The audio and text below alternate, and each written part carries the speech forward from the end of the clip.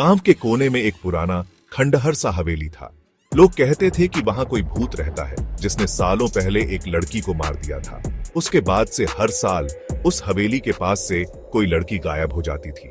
सोनिया, जो हाल ही में शहर से गांव आई थी, इन पुरानी कहानियों को मजाक समझती थी और हंसती थी। एक दिन उसकी सहेलियों ने उसे चैलेंज दिया कि वह रात में हवेली के पास जाकर वहां लगी घंटी बजाकर आए।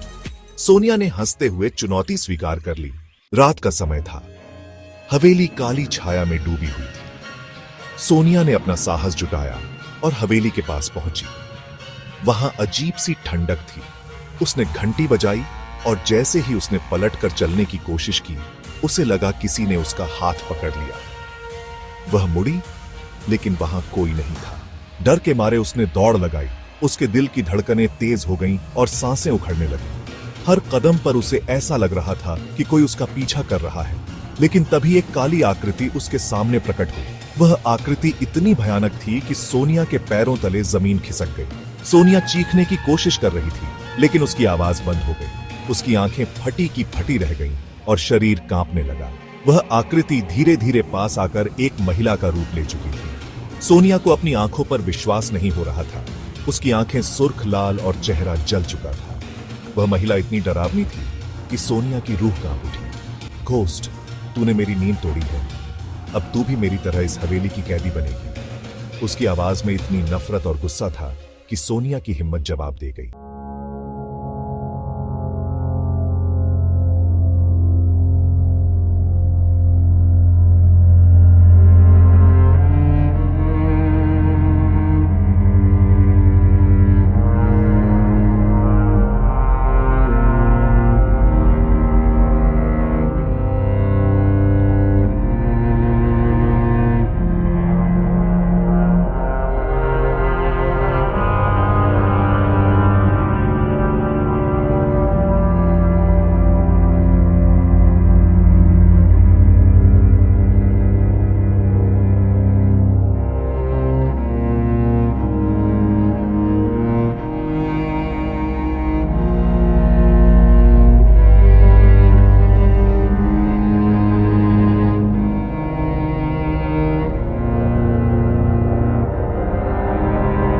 निकलने का कोई रास्ता नहीं था।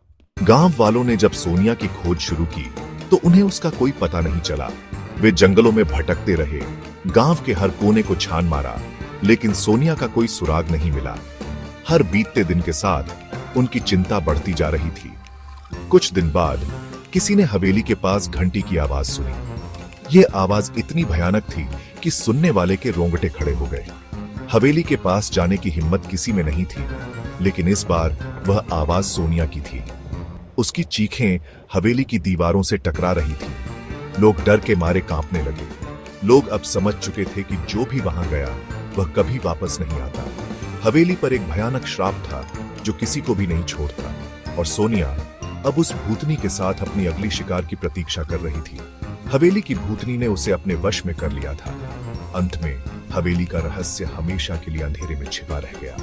कोई भी उस रहस्य को सुलझा नहीं सका, और हवेली का डरावना इतिहास गांव वालों